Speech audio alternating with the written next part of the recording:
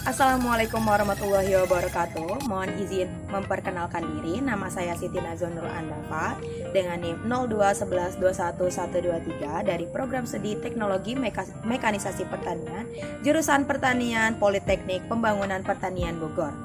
Di video kali ini saya akan menjelaskan tentang gambar teknik. Gambar teknik merupakan bahasa universal yang mengkomunikasikan ide atau gagasan teknik. Nah, dalam gambar itu dibagi menjadi dua. Ada gambar artistik dan gambar teknik. Gambar artistik ini biasa digunakan oleh seniman yang menuangkan ide atau gagasannya atau ekspresinya yang dituangkan dalam suatu gambar. Nah, jika gambar teknik ini merupakan representasi gambar yang akan dituangkan dalam suatu bangunan. Kemudian ada 4 prinsip dasar dalam gambar teknik, yaitu ketepatan, kejelasan, kecepatan, dan kerapihan. Nah, ketepatan ini berkaitan dengan sesuatu yang kita gambar yang berkaitan dengan garisnya, angka, hurufnya. Nah, itu tuh harus dibuat sesuai dengan standar. Nah, apa ya standarnya itu? Standar itu ada ISO, ANSI, EN, dan BS. Nah, untuk ketepatan, kerapihan. Nah, untuk kerapihan ini, jadi gambar yang kita buat itu harus rapi. Dalam artian kertasnya tidak boleh kotor, tidak boleh miring-miring garisnya atau yang lain-lainnya. Kemudian kecepatan. Untuk kecepatan ini berkaitan dengan jika gambar yang kita buatnya cepat, nah akan diimplementasikannya juga lebih cepat dalam proses manufacturingnya juga. Ketepatan, kecepatan, dan kejelasan. Kemudian kejelasan. Kejelasan ini berkaitan juga dengan garis, huruf, dan angka. Nah, jika garis, huruf, dan angka yang kita buat ini tidak jelas atau ambigu, ini juga akan berpengaruh dalam proses manufacturing nantinya.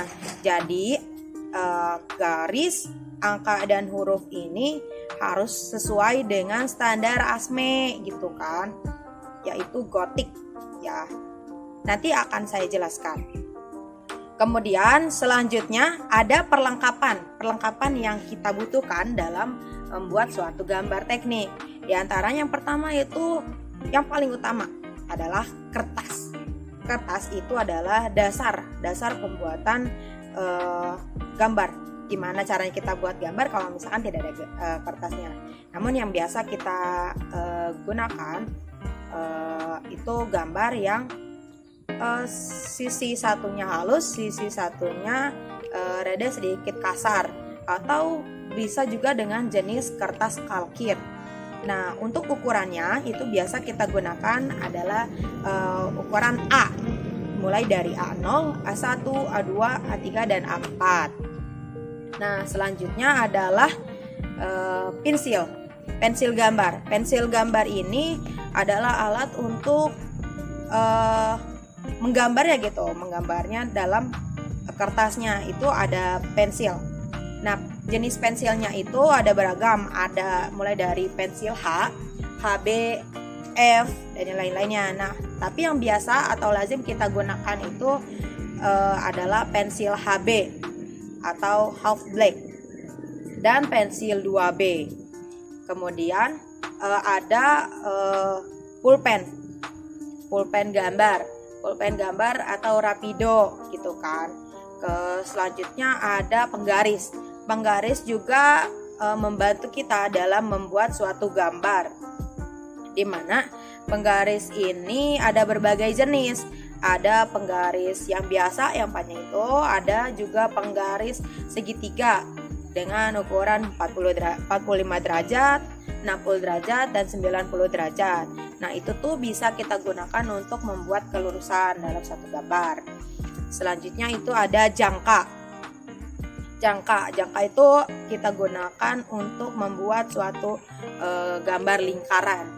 Kemudian ada mal mal itu atau sablon. Jadi itu digunakan untuk membantu kita membuat tulisan angka dan huruf. Jadi dalam suatu gambar teknik itu gambar dan angkanya itu harus sesuai gitu kan. Nah itu biasanya menggunakan sablon gitu kan. Nanti kita buat dalam kepala gambarnya itu huruf dan angkanya menggunakan sablon tersebut atau mal. Nah ada juga mal lengkung. Nah itu tuh mal lengkung digunakan untuk membuat gambar-gambar lengkungan yang tidak bisa dibuat oleh jangka gitu. Selanjutnya ada meja gambar. Meja gambar ini sebagai alat bantu alasnya. Jadi dalam pembuat suatu gambar teknik ini kan kita butuh ketelitian dan suatu yang tenang gitu kan. Jadi kita membutuhkan meja gambar agar si kertasnya itu bisa tepat atau tidak bergerak-gerak yang dapat menimbulkan gambar-gambar yang kita buat itu tidak sesuai gitu. Nah selanjutnya saya akan menjelaskan tentang cara pembuatan garis atau dasar pembuatan garis. Dasar pembuatan garis ini ada yang pertama ada dasar pembuatan garis horizontal. Garis horizontal ini kita biasanya buat garis dari kiri ke arah kanan. Nah jadi kalau misalkan kita membuat garis horizontal itu kita harus mulai dari kiri ke kanan gitu. Nah untuk garis vertikal itu kita buat dari bawah ke atas. Nah dari bawah ke atas. Nah gimana caranya kita membuat garis diagonal? Itu bisa dibuat dari kiri bawah ke kanan atas, atau dari kiri atas ke kanan bawah gitu. Nah kalau membuat lingkaran gimana? Kalau untuk membuat lingkaran itu bisa dibuat dengan searah jarum jam. Nah kalau misalkan kita sekiranya tidak bisa satu kali menggaris, itu bisa digunakan 2 langkah, dimana kita pertama membuat dari arah kiri ke kanan searah dengan jarum jam, dan setengah lagi dari kiri bawah ke kanan berlawanan arah jarum jam. Nah selanjutnya yaitu bentuk dan tebal tipis garis pada sebuah gambar. Nah dalam suatu gambar itu ada beberapa aturan dan kita gunakan dalam gambar teknik. Yang pertama itu garis tebal kontinu. Tebalnya atau tebal pensil yang kita gunakan dalam menggambar garis tebal kontinu ini adalah 0,5 atau 0,6. Nah garis tebal kontinu ini digunakan untuk apa? Digunakan untuk garis nyata atau garis tepi. Nah selanjutnya itu ada garis gores. Garis gores itu digunakan untuk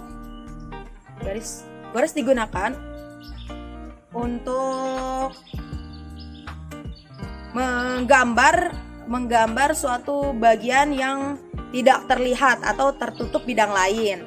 Nah kemudian ada garis tipis kontinu. Garis tipis kontinu ini ketebalannya 0,2 atau 0,3 pensil yang kita gunakan ketebalan itu. Nah biasa digunakan untuk membuat garis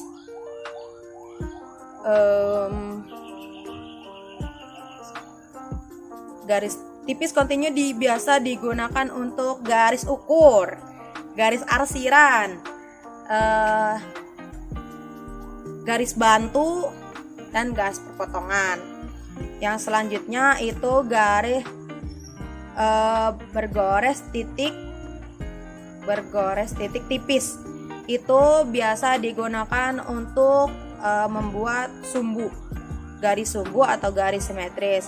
Kemudian ada garis bebas tipis. Nah biasanya garis bebas tipis ini digunakan untuk membuat sebuah garis atau gambar yang nantinya terpotong gitu. Jadi kita buat suatu gambar tapi gambarnya terpotong. Nah itu tuh dibuat garis bebas tipis. Nah itu garisnya bebas aja gitu, yang penting tipis. Nah selanjutnya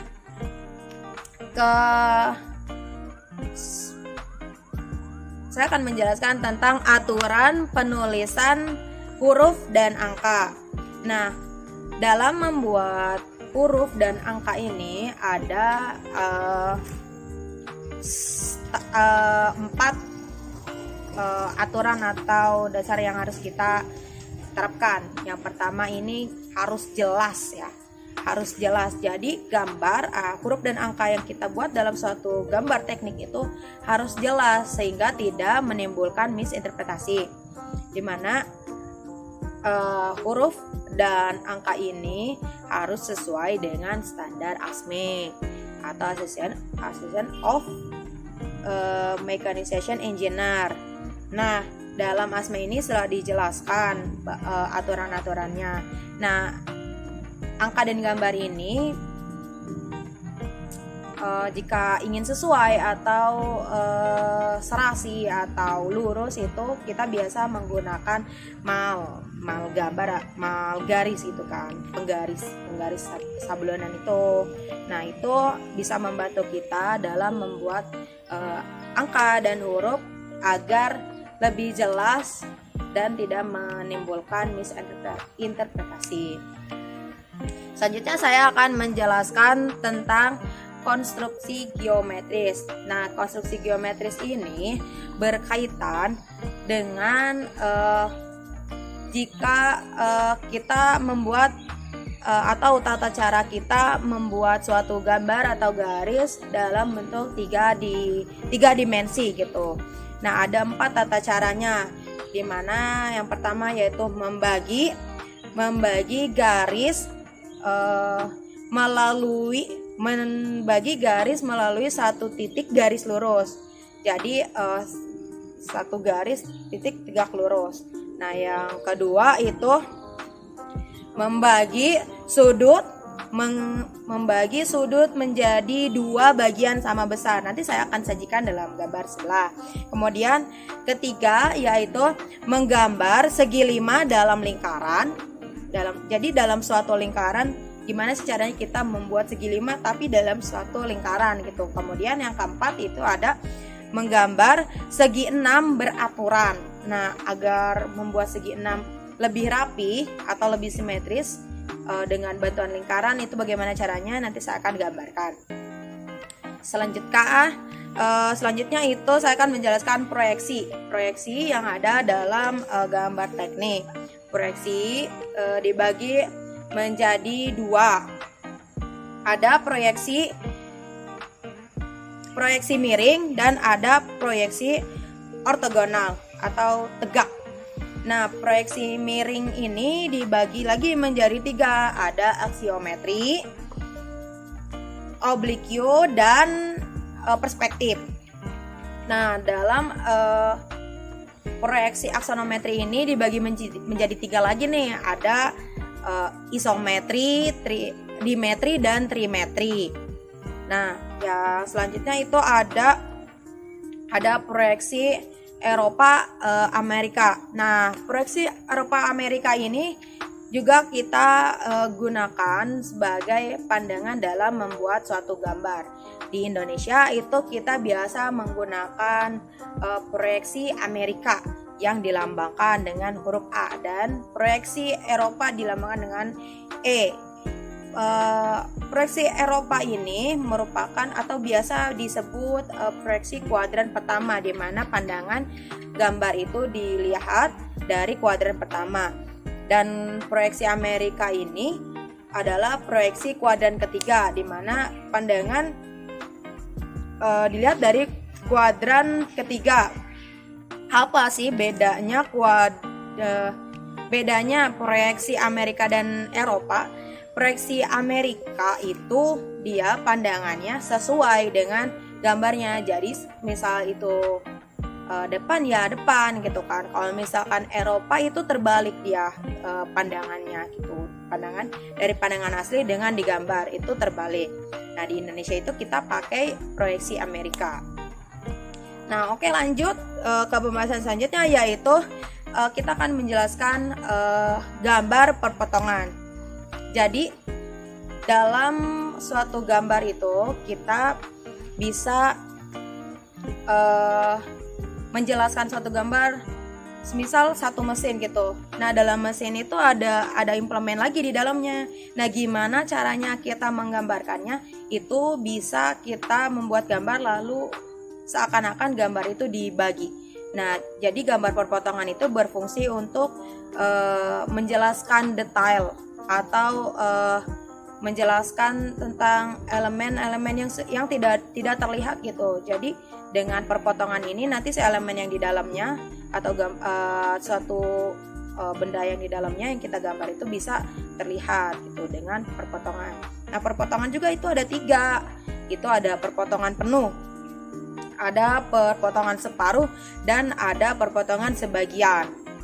Nah, nanti akan disajikan di gambar gitu kan. Ada perpotongan penuh, perpotongan separuh, dan perpotongan sebagian. Selanjutnya ada arsiran. Arsiran ini digunakan untuk menjelaskan gambar bahwa gambar tersebut adalah gambar perpotongan. Tadi kan sudah jelaskan. Jadi misalkan kita membuat suatu gambar, gimana caranya nih kita menjelaskan bagian-bagian yang tidak terlihat di dalam gitu kan. Makanya kita buat gambar perpotongan. Nah, untuk membedakan garis biasa gitu kan, garis gambar biasa dengan garis perpotongannya itu, kita biasa menggunakan garis arsiran gitu. Dimana garis arsiran ini kita gunakan sebagai garis tipis kontinu, yaitu tipis dengan ketebalan 2 mm. Nah, garis arsiran ini nanti kita buat di gambar-gambar yang memang kita gambar sebagai sebuah gambar perpotongan dalam suatu benda gitu kan. Nanti dibuat arsiran, dan yang gambar yang tidak dipotong itu tidak usah dibuat arsiran gitu. Selanjutnya adalah aturan standar pemberian skala. Nah, dalam suatu gambar ini tentu kita harus tahu gitu kan skalanya biar tidak terjadi miskomunikasi. Jadi ini tuh sebenarnya yang kita gambar tuh benda aslinya tuh sebesar apa sih gitu kan. Nah, itu tuh dijelaskan dalam aturan pemberian skala. Nah, ada 2 gitu kan. Ada skala yang sesuai atau skala pembesaran. Nah, di mana skala pembesaran ini gambar yang kita buat gitu kan sesuai dengan benda yang kita gambar gitu kan, atau yang sesuai dengan benda yang akan kita buat. Jadi semisal ukurannya 10 mili gitu kan. Nah, digambar juga 10 mili gitu. Tidak ada perbedaan antara digambar dan benda aslinya. Nah, ada juga skala yang diperkecil, di mana gambar yang kita buat itu skalanya atau ukurannya lebih kecil dari benda aslinya. Semisal benda aslinya itu berukuran 10 mili. Nah, kita misalkan buat 5 mili. Jadi skalanya 1:2 gitu. Nah, untuk skala juga ada banyak, bisa 1:2, 1:3, dan lain-lain.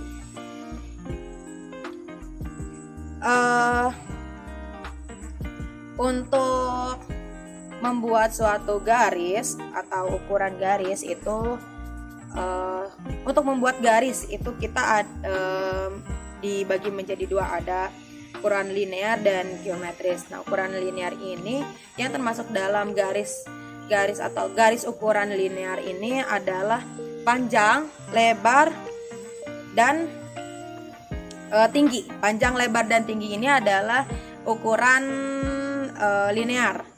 Nah, kalau ukuran geometri apa? Ukuran yang termasuk dalam ukuran geometri itu adalah kelengkungan dan kelurusan gitu. Selanjutnya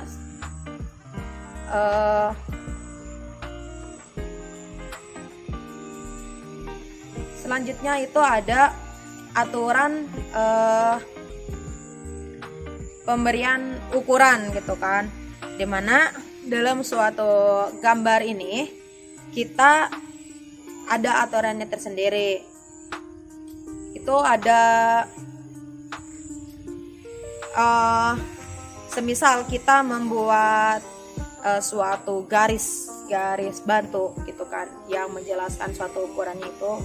Nah, dalam suatu garis bantu itu kita tulis di atasnya, di atas dari garis bantu. Jadi kalau misalkan kita menjelaskan ukuran dari gambar tersebut tuh tidak boleh di bawahnya, itu harus di atasnya. Misal ini garis bantu, nah itu di atasnya gitu kan. Nah, dan juga tidak boleh bertumpuk gitu kan, tidak boleh bertumpuk.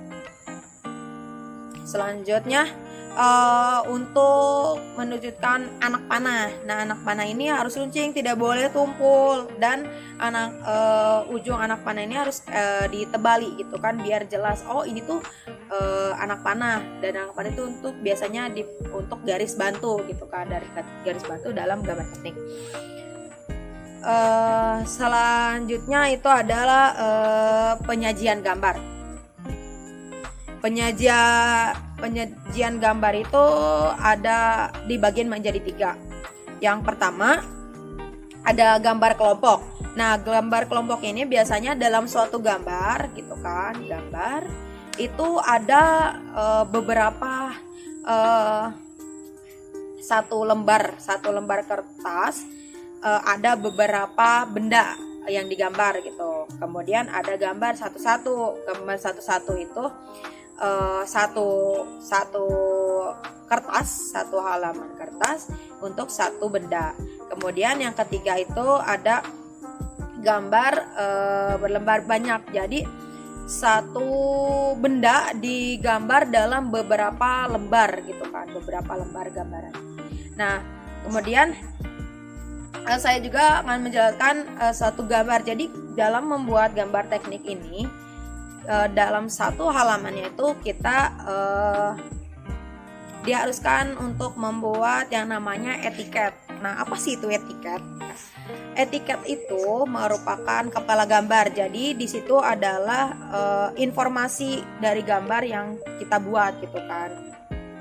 Nah, biasanya ada di sudut kanan bawah gitu kan. Nah, di etiket ini terdapat informasi apa aja?